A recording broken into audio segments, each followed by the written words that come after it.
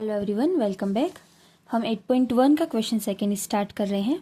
Question हमें given है, in figure find 10p minus cot R. Figure हमें already provided है और इसी में हमें 10p minus cot are find करना है। अब देखिए, टेन थीटा का फॉर्मूला क्या होता है, p अपॉन बी, है ना। मैंने आपको बताया था पंडित बद्री प्रसाद हर हर बोले। 10 का देखना है तो ऊपर से देखेंगे perpendicular upon base. Now P angle के लिए परपेंडिकुलर क्या होगा, परपेंडिकुलर जो उसके सामने होता है। एंगल पी के सामने क्या है, क्यू आर, तो पी के लिए परपेंडिकुलर क्या हो जाएगा, क्यू आर। पहले हम लिख लेते हैं, 10p क्या होगा, perpendicular upon base, minus cot R. Cot का फॉर्मूला क्या होता है, इसी का opposite, base upon perpendicular. Cot नीचे से देखेंगे बेस अपॉन परपेंडिकुलर, तो कॉट के लिए हमें लेना होगा base upon perpendicular. Now P angle के लिए परपेंडिकुलर क्या है, जो पी एंगल के सामने हो, तो पी एंगल के जस्ट सामने क्यू आर है, तो परपेंडिकुलर क्या हो जाएगी यहाँ पे हमारी, क्यू आर अपॉन में बेस हाइपोटेनियस फिक्स है, 90 डिग्री के सामने वाली हमेशा हाइपोटेनियस रहेगी, चाहे कोई सा भी एंगल हो, ये फिक्स है। परपेंडिकुलर ये हो गई, तो बेस क्या हो जाएगा हमारा, पी क्यू, तो बेस क्या आ जाएगा, पी क्यू। माइनस करेंगे कॉट का फॉर्मूला है बेस अपॉन परपेंडिकुलर। एंगल कौन सा लेना है, आर, कॉट आर एंगल के हिसाब से बेस, आर एंगल ये रहा, तो इसका बेस क्या हो जाएगा, परपेंडिकुलर क्या, अच्छा हाइपोटेनियस ही रहेगी, एंगल के सामने वाली साइड परपेंडिकुलर और नीचे वाली बेस, तो बेस क्या हो जाएगा, क्यू आर अपॉन में परपेंडिकुलर हो जाएगा हमारा, आर के सामने पी क्यू है, तो परपेंडिकुलर पी क्यू। अब आप देख सकते हैं Q R upon P Q minus Q R upon P Q same है, तो इसका आंसर क्या आएगा, 0। फिर भी एक बार हम इसको पूरा सॉल्व करके देख सकते हैं लॉन्ग मेथड से। सॉल्व कैसे करना है इसको, क्योंकि हम पता है स्टेप वाइज मार्क्स मिलते हैं, तो इसको प्रॉपर आपको पहले थर्ड साइड की वैल्यू निकालनी रहेगी। ओके, 90 डिग्री के हिसाब से हमें हाइपोटेनियस पता है, परपेंडिकुलर दे रखी है, बट बेस गिवन नहीं है, तो आपको स्टेप वाइज करना है। तो पहले आपको स्टेप वाइज ही करना पड़ेगा एग्जाम में। डिपेंड करता है, ये मान लीजिए अगर ये एमसीक्यू में आ गया तो आपको डायरेक्ट 0 फिर तो टिक लगाना है, बट अगर सॉल्व करने के लिए आ गया देन आपको स्टेप बाय स्टेप पूरा करना पड़ेगा। सो हाइपोटेनियस है, परपेंडिकुलर है, बेस नहीं है। So in triangle P Q R by Pythagoras theorem, हम क्या लगाएंगे, पाइथागोरस थ्योरम। पाइथागोरस थ्योरम में से क्या होता है, hypotenuse square equal perpendicular square plus base square. Pythagoras theorem क्या होती है हमारी, hypotenuse square equal perpendicular square plus base square. Pythagoras theorem में हमेशा 90 डिग्री के हिसाब से लेना है, ठीक है। 90 डिग्री के हिसाब से हाइपोटेनियस क्या है हमारी, 13 सेंटीमीटर, सो 13 का स्क्वायर इक्वल परपेंडिकुलर क्या है 12, सो 12 स्क्वायर प्लस बेस हमें नहीं पता, सो बेस स्क्वायर हम एज इट इज रहने देते हैं। 13 का स्क्वायर होता है 169, 12 का स्क्वायर होता है 144। आप सभी को एटलीस्ट 20 तक के स्क्वायर और 10 तक के क्यूब लर्न होने चाहिए।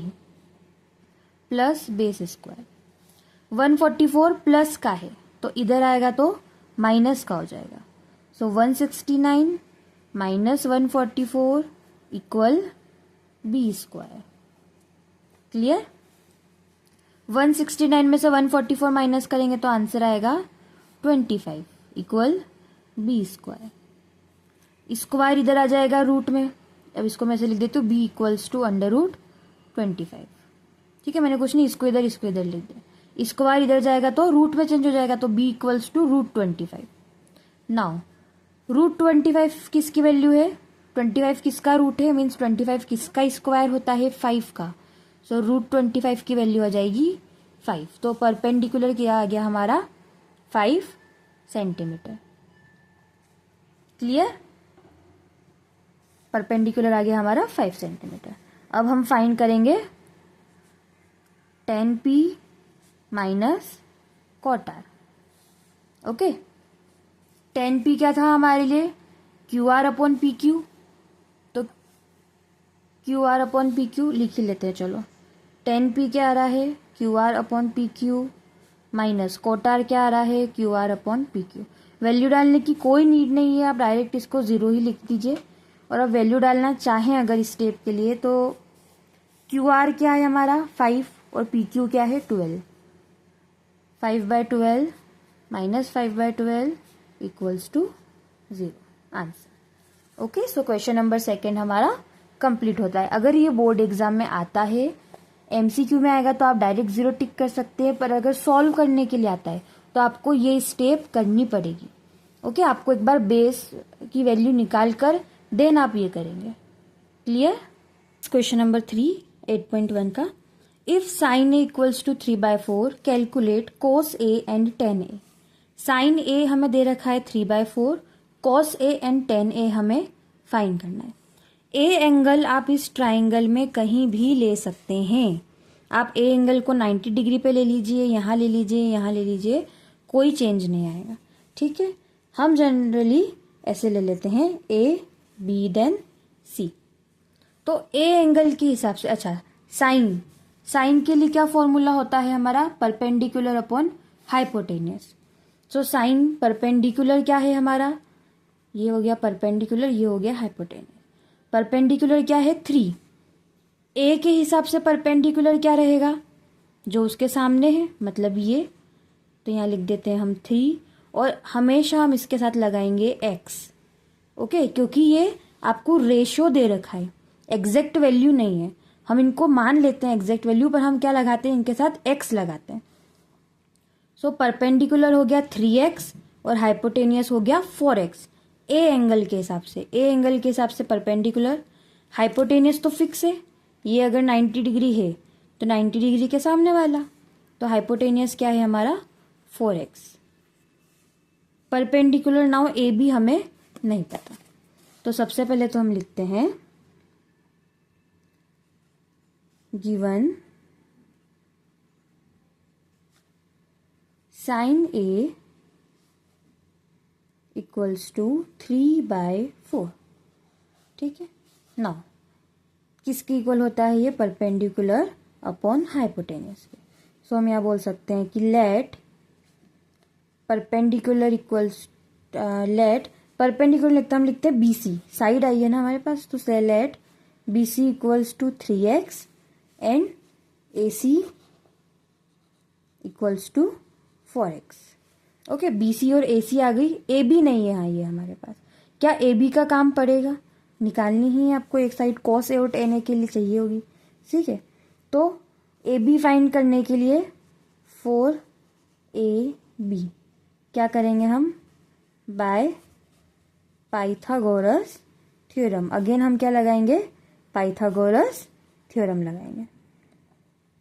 पाइथागोरस थ्योरम के हिसाब से हाइपोटेनियस मीन्स AC का square equal AB square plus BC square, hypotenuse square equal perpendicular square plus base square. और ये किसके हिसाब से लेना है, 90 डिग्री के हिसाब से। 90 डिग्री के सामने हाइपोटेनियस, एक परपेंडिकुलर और एक बेस। ठीक है, सो करते हैं हम solve. Hypotenuse square equals to perpendicular square plus base square. Hypotenuse हमारी थी 4x, हम लिख देते हैं 4x square equals to, perpendicular हमारे पास नहीं था AB, सो AB स्क्वायर प्लस बेस हमारे पास है इसका 3, सो बेस की जगह हम लिखते हैं 3x स्क्वायर। ओके, 4 का स्क्वायर 16 और ये x है तो x square equals to AB square हम एज इट इज लिख देते हैं, 3 का स्क्वायर 9 और x है तो x स्क्वायर, प्लस का 9x स्क्वायर इधर आएगा तो माइनस का 9x स्क्वायर हो जाएगा, इक्वल में AB square. 16x square minus 9x square करेंगे तो क्या वैल्यू बचेगी, 7x square equals to AB square. Now ये स्क्वायर इधर आके रूट में चेंज हो जाएगा, so AB equals to under root 7x। ठीक है, ये स्क्वायर इधर आएगा तो √7 और √7x² है ना, और इक्वल्स टू का ए बी, वो मैंने इधर लिख दिया है। Now A B equals to, हमें पता है अगर रूट के अंदर कोई भी वैल्यू स्क्वायर वाली है तो क्या होता है, वो वैल्यू बाहर आ जाती है।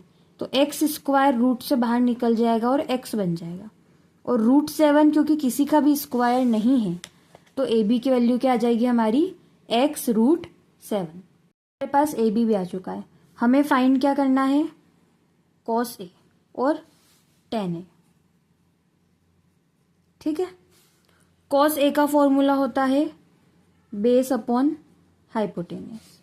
नाउ एंगल ए के हिसाब से, एंगल ए के हिसाब से बेस क्या है, एंगल ए के हिसाब से ये हाइपोटेनियस है, ये परपेंडिकुलर है, और बेस अभी जो हमने निकाला ए बी। ठीक है, बेस क्या है ए बी अपॉन में हाइपोटेनियस क्या है ए सी। हाइपोटेनियस तो फिक्स रहती है।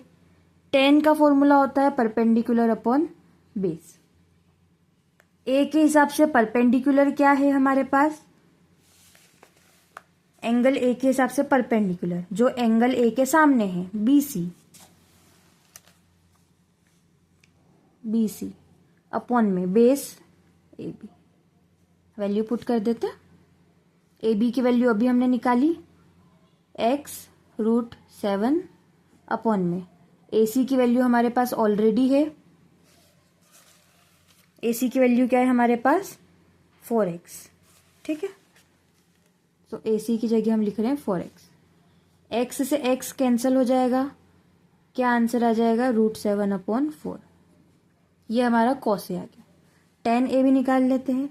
BC की वैल्यू क्या है हमारे पास 3x अपॉन में ए बी की वैल्यू क्या है, ये हमारी x√7। अगेन x से x कैंसिल हो जाएगा, आंसर बचेगा 3/√7। क्लियर है। tan A निकालने का एक और तरीका हो सकता है, वैसे तो वैल्यू आ गई है बट एक और तरीका हो सकता है। क्या हो सकता है, tan A को हम लिख सकते हैं sin A upon cos A। sin A हमको दिया हुआ था ऑलरेडी 3/4। ठीक है, sin A क्या दिया हुआ था हमें 3x अपॉन 4x मान लेते हैं। ठीक है, और इसको डिवाइड लगा के cos A की वैल्यू आई थी हमारी √7/4, तो ये लिख लिया हमने √7x अपॉन 4x। x तो वैसे ही कट जाएंगे है ना। नाउ 3/4, ये डिवाइड को हम मल्टीप्लाई में जब चेंज कर देते हैं तो इसके पीछे वाली डिजिट क्या कर देते हैं, रेसिप्रोकल। डिवाइड को आप मल्टीप्लाई में चेंज करके पीछे वाली डिजिट रेसिप्रोकल कर सकते हैं। 4 से 4 कैंसिल हो जाएगा, वैल्यू क्या आ जाएगी 3/√7। यही आ रही है। ये भी तरीका है और ये भी तरीका है, जो आपको इजी लगे आप उससे कर सकते हैं। इसी के साथ हमारा क्वेश्चन 3 भी कंप्लीट हो गया है। अगर आपको कुछ अच्छा लग रहा है तो प्लीज़ शेयर कीजिए, लाइक कीजिए, सब्सक्राइब कीजिए, एंड कुछ भी आपके कमेंट्स हैं तो प्लीज़ उन्हें कमेंट बॉक्स में डालिए। Thank you.